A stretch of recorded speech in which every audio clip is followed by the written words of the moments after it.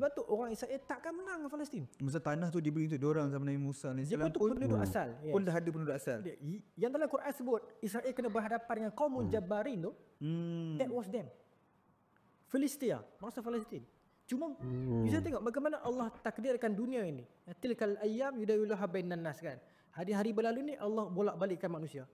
That time hak berada pada orang Bani Israel lah. Kan? Tapi hari ini hak itu berada pada Filistia itu. Bani Israel inilah yang batil. Tapi jati ketakutan Bani Israel kepada Filistia ada sampai sekarang. Sebab tu sekarang ni anak-anak kecil Palestin baling batu boleh pada lari dah. Bismillahirrahmanirrahim. Assalamualaikum warahmatullahi wabarakatuh. Apa khabar korang semua ini? Saya harap korang semua berada dalam keadaan sehat sejahtera bersama orang-orang yang tersayang. Walau di mana jua anda berada, saya doakan semoga anda semua dipermudahkan segala urusan. Ni dah bulan ke berapa saya stop buat konten sebab ada kerja, dan hari ni saya sambung insya-Allah. Jadi hari ni saya tak mau cakap banyak. Tapi beberapa waktu lagi saya nak ajak korang tengok satu podcast yang mana kita tahu sekarang ni Palestin masih lagi di boom, masih lagi diserang, masih lagi di Allahu Akbar walillahil hamd. Jadi kenapa Palestin sangat sukar untuk dirampas ataupun dimiliki oleh Israel itu sendiri, walaupun dia mempunyai kuasa-kuasa besar seperti Amerika dan juga negara-negara sekutu lain. Jadi saya tak mau bahas banyak, jom kita saksikan. Bukan saya yang akan mengulas, tetapi kita memberi jalan kepada yang lebih pakar. Apa-apa pun, let's go. Bismillah. Apa yang Ustaz nampak like signifikan berlaku dekat Palestin sekarang ni? Okay. Dan Ustaz relate pada akhir zaman. Semua kejadian yang berlaku akhir zaman adalah berkaitan dengan Palestin. Tu ya. Hatta Perang Dunia Pertama, Perang Dunia Kedua, Perang Dunia Ketiga yang akan berlaku entah bila. Semua kaitan Palestin. Semua adalah berkaitan dengan Palestin. Semuanya. Macam mana tu? Semua geopolitik dunia, semua apa saja yang senario dunia ini dia berkaitan dengan survival Palestin dan kezaliman Israel di situ.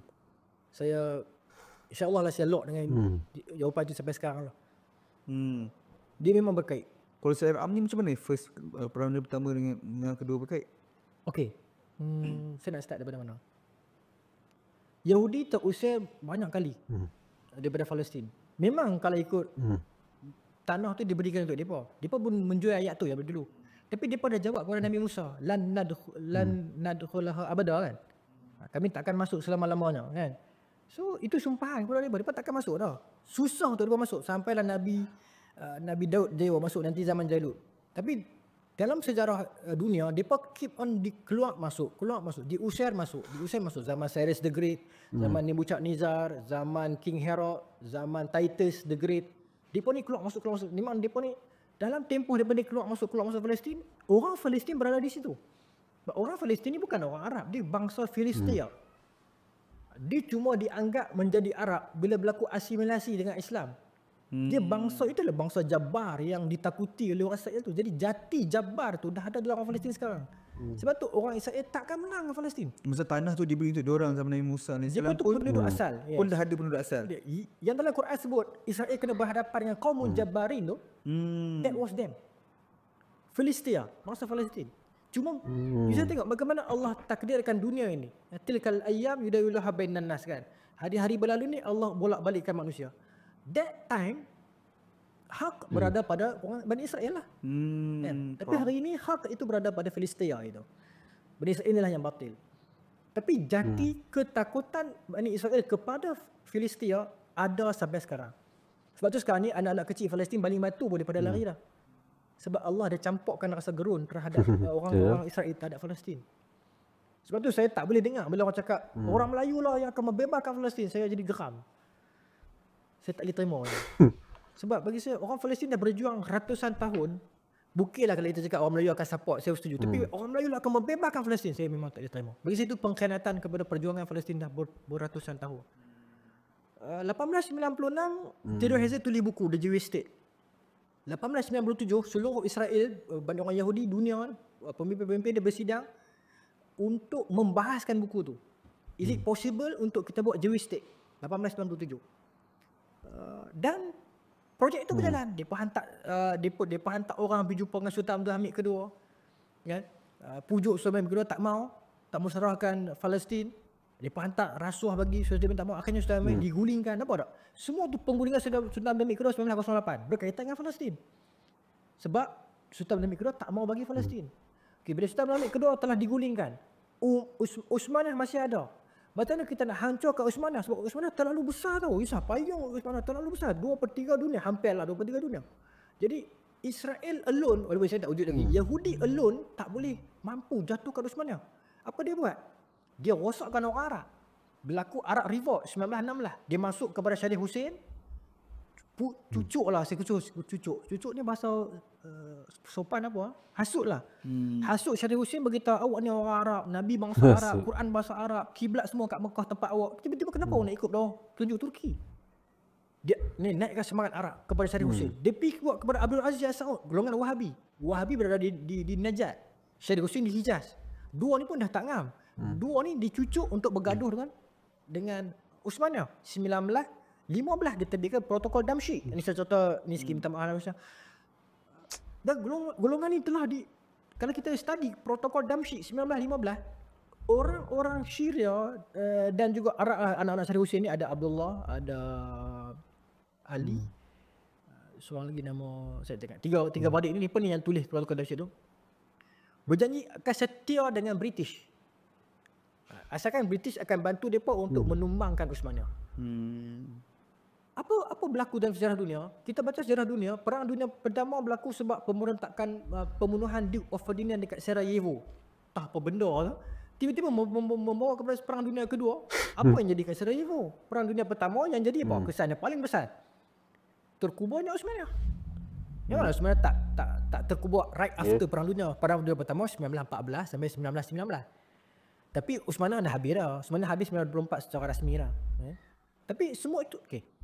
Tadi penghalang untuk Israel dapat Palestin ialah Sultan Abdul Hamid kedua. Dia telah dihapuskan. Penghalang kedua untuk mereka dapat Palestin ialah Uthmaniyah. Dia perlu dihapuskan. Tapi nak hapuskan Uthmaniyah susah sebab macam tadi saya maksud ni kan, hati orang Islam seluruh dunia pada Uthmaniyah tu terlalu kuat. Sebab sekarang ni kan kesan-kesan Uthmaniyah masih ada. Gelaran Sultan, Kuba, semua tu kan. Itu semua Turki kan, bukannya Islam. Islam lah tapi kita budaya Turki.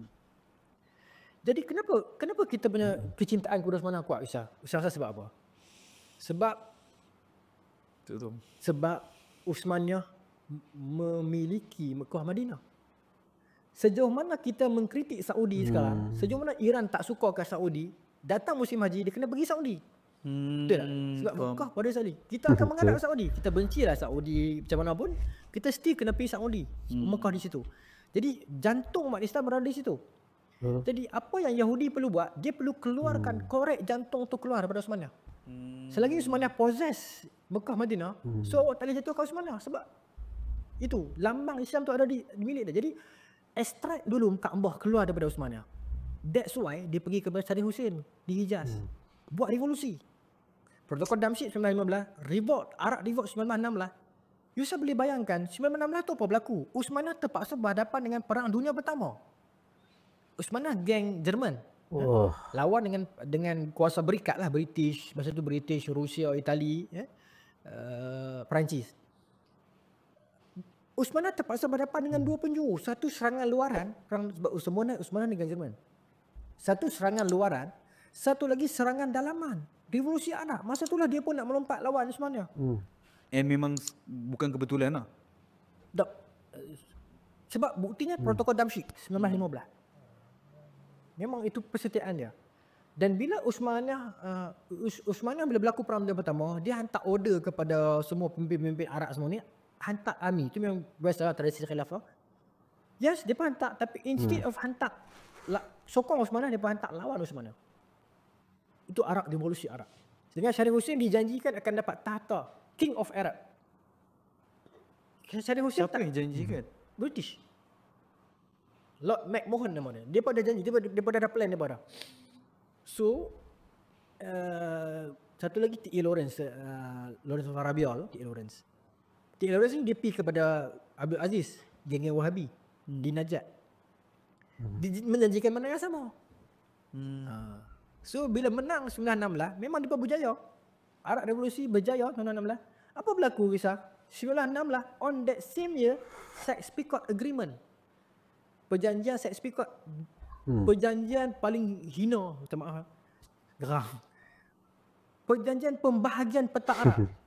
Perancis dan British, kalau kita baca buku sejarah Asia Barat moden tulisan Profesor Fadlullah Jamil, dia sebut mereka duduk di atas kerusi petang minum kopi, letak peta Arab. Pegawai Sykes-Picot, Max Picot dengan George Sykes, tu nama dua orang, pegawai British dan pegawai Perancis. Awak pen merah, saya pen biru. British pen merah, Perancis pen biru. Awak lorek, awak nak yang mana? Saya lorek, saya nak yang mana. Itu kehinaan Islam. Oh gitu. Sedangkan yang berjuang bermati-matian lawan Uthmaniyah, that's Arab. Tapi you berjuang untuk this Perancis dan British. Dia cuma duduk minum kopi. Hanya sebab yang jadi king of Arab lah. Dan yang saya nak point saya tadi, kenapa saya kata related to Palestine, ada satu tanah sebelah Mesir yang British dan Perancis cakap yang ni jangan usik. Dalam buku Dr. Taufik Yusuf Al-Wa'i, Al-Hadar Al-Alamul Islami, itu tesis dia dijadikan buku. Dia sebut saya minta maaf kalau saya salah colour, tapi dia bagi satu colour, tak salah saya cocoa brown. Kan dia merah, biru, untuk tanah tu brown. That tanah Palestin. Like kenapa? Adakah orang Yahudi yang buat? Yes, Yahudi ada di belakang tu semua. Saya memang pegang yang tu. Cuma saya bukan orang yang terlalu membicarakan konspirasi. Saya bagi konspirasi wujud, tapi saya tak suka konspirasi yang fantasi yang melampau, yang terlalu merepek sangat. Boleh tahu lah kenapa Islam dengan Jerman at that time? Sebab Islam dah bengkak dah dengan British. And masa tu British ada problem dengan Jerman. Yes, masa tu dunia dah berlaku dua. And adakah Jerman tentu kuat as a like lebih besar daripada Jerman sekarang? Jerman besar. Jerman kuat. Tapi Jerman betul-betul kuat dalam Perang Dunia Kedua. Sebab selepas Perang Dunia Pertama ada Versailles Treaty. Versailles Treaty tu dia memang menekan Jerman. Jerman lah kena bayar segala hutang perang semua tu, menyebabkan trigger kemarahan penguasa Jerman kemudian, iaitu Hitler. Perang Dunia Kedua berlaku sebab kemarahan Hitler terhadap Versailles Treaty tu. Tapi Versailles Treaty tak stated pun apa sebenarnya perlu buat. Sebab sebenarnya tak ada dah. No point. Sebenarnya tak ada 1924. Terang Perang Dunia Pertama tamat 1919. Jadi dapat tak orang-orang tadi tu jadi king dekat tempat-tempat luar tadi ni? Tak dapat pula. Dia scamnya. Tapi untuk memujuk hati Syarif Hussein, anak-anak Syarif Hussein diberikan kerajaan. Anak Syarif Hussein dua orang, King Abdullah dan King Hussein diberikan Jordan dan Iraq. Yang mana time tu belum ada istilah Jordan dan Iraq. Ditubuhkan dibuatkan Iraq, time tu belum ada, tapi dibuatkan ni Jordan untuk anak awak Abdullah, ni Hussein. Walhal dulu semua satu kan? Macam mana? Walhal dulu semua satu. Satu je, yes. Dulu petara itu je. Dan sebab kenapa dia nak pujuk Hussein? Sebab Saudi kan Wahabi dapat Saudi. Whole ni Hijaz dan Najat. Tapi betul-betul dia establish tu 1932 lah. Apa dia? Saudi? Apa namanya? Abdul Aziz Saud betul-betul dia establish Saudi tu adalah tahun 1932 yang Wahabi dapat. Dia macam boleh relate perang kedua pun dengan Palestin juga. Okay. So habis catatan itu yang kotak tu 19 tamat perang. Kan dah ada Lord Balfour punya surat tu, iaitu untuk nak memindahkan orang, meletakkan satu tanah untuk kediaman orang Israel. Dia 1897, 1907, 1927 itu rentetan sampai 1947 Nakba. Semua tu pergerakan ke arah nak bawa orang Israel ke Palestin. Tak berjaya lagi. So siapa yang nak endorse benda tu? Kita perlukan seorang pengadil. Pengadil sajalah yang boleh mengatakan legal benda ni. So dunia tak ada pengadil. So macam mana kita nak buat pengadil? Kita buat Perang Dunia Kedua dulu. Habis Perang Dunia Kedua akan ada apa? United Nations ditubuhkan. Oh, so basically Perang Dunia berlaku disebabkan orang nak tubuhkan United Nations. Itu pandangan saya lah. Sebab United Nations ditubuhkan selepas Perang Dunia Kedua sebab dia menggantikan Liga Bangsa yang ada sebelumnya. Cuma United Nations ni ditubuhkan untuk menjadi pendamai, pengadil dunia agar lepas ni tak berlaku lagi perang. Perang Dunia Kedua 1939 tamat 1945 kan. Lepas pada tu dia buka IMF, United Nations semua tu lepas tu. That pengadil United Nations itulah yang mengatakan resolusi satu lepas satu. legal untuk Israel balik, untuk Israel pergi Palestin. Dia pengadilan itulah yang mengatakan this is legal. So itu tujuan dia buat pengadilan tu. Sebab tu kita jangan heran PBB hari ni macam tu. Cuma saya tidaklah keras. Bagi saya PBB juga ada jasa di sudut. Sebab PBB tak semestinya perang saja kan. Dia dalam bidang-bidang yang lain, ekonomi, dalam bidang penjagaan binatang liar. Bagi saya kita tidaklah menentang semua. Cuma suara PBB tu sangat sunyi lah kan. Dan Ustaz rasa yang apa yang berlaku sekarang ni akan lead to perang dunia ketiga. Sebab mau tak mau memang akan berlaku perang. Tu je lah kan. La taqumu as-sa'ah hatta yafidul ma' wa tazharul fitan wa yaksurul harju. Tidak akan berlaku kiamat sehingga ke harta benda akan melimpah ruah, fitnah akan terzahir dan akan berlaku al-harju. Sahabat tanya, "Wa mal harju ya Rasulullah?" Apa benar harju itu? Nabi kata al-qatlu al-qatlu al-qatlu. Perang. Dan perang memang akan berlaku. Nabi kata dalam hadis yang lain, la taqumu as-sa'ah hatta taqtatilan azimatan la taqumu as-sa'ah hatta taqtatilan fi'atain azimatan. Gila memang perancangan dia memang gila. Dan nak mikir saya. Dia rancang bukan dalam masa yang singkat, dalam masa yang lama, beratus tahun dia rancang nak menjadikan seperti mana hari ini. Ya Allah. Tapi itulah perancangan Allah lebih hebat lagi daripada perancangan mereka semua. Jadi setakat tu saja dulu video kita untuk hari ini. Seperti biasa, kalau korang suka dengan video ni, korang boleh tekan like, komen dan juga subscribe. Jumpa lagi di video akan datang insyaAllah. Assalamualaikum warahmatullahi wabarakatuh. Bye bye gang.